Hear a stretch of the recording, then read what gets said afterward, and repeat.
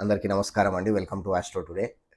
ఈరోజు ఒక quick topic వచ్చేసి గ్రహాల యొక్క శక్తిని మనము ఎలా అంచనా వేసుకోవాలి అనే దాని గురించి మాట్లాడుకుందాం. అయితే మనలో చాలామందికి జ్యోతిష శాస్త్రం పైన అవగాహన ఉంది.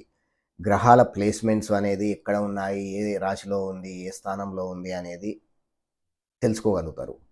అయితే అది తెలుసుకునే కన్నా ముందు మీ యొక్క జాతక చక్రంలో ఏదైతే మహాదశ, ఏదైతే అంతర్దశ నడుస్తుందో, ఆ గ్రహము యొక్క శక్తిని ఎలా అంచనా వేసుకోవాలనే దాని గురించి తెలుసుకుందాము.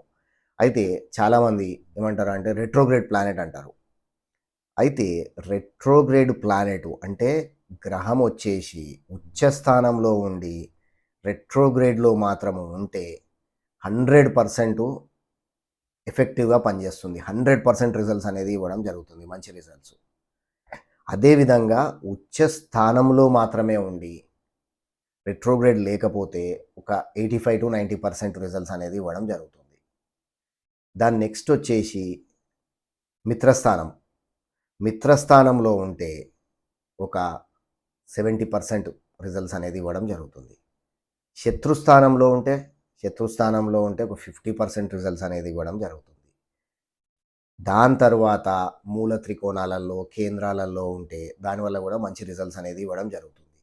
అయితే మీ యొక్క జాతక చక్రంలో గ్రహము ఎప్పుడైతే ప్లానెటరీ వార్‌లో ఉంటే, లేకపోతే కంబస్ట్ అయ్యి ఉంటే మాత్రము 0-10% ఫలితాలనేది ఇవ్వడం జరుగుతుంది. ఇది బాగా గుర్తుపెట్టుకోండి. ముఖ్యమైన విషయం ఇది. ఇదే విధంగా ఇంకొకటేంటి వర్గోత్తమ గ్రహం. వర్గోత్తమంగా ఉండి తన సొంత రాశిలో ఉంటే అప్పుడు కూడా మంచి రిజల్ట్స్ అనేది ఇవ్వడం జరుగుతుంది. అప్పుడు కూడా 75-80% రిజల్ట్స్ అనేది ఇవ్వడం జరుగుతుంది.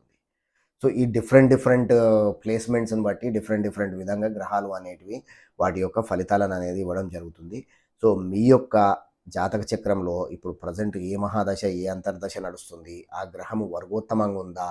ఎగ్జాల్టెడ్ పొజిషన్‌లో ఉందా? డెబిలిటేటెడ్ ఉందా? కంబస్ట్ అయిందా? అని తెలుసుకోవాలంటే పైన ఇచ్చినటువంటి మా యొక్క astrotoday.netలో మీ డీటెయిల్స్ అనేది పంపండి.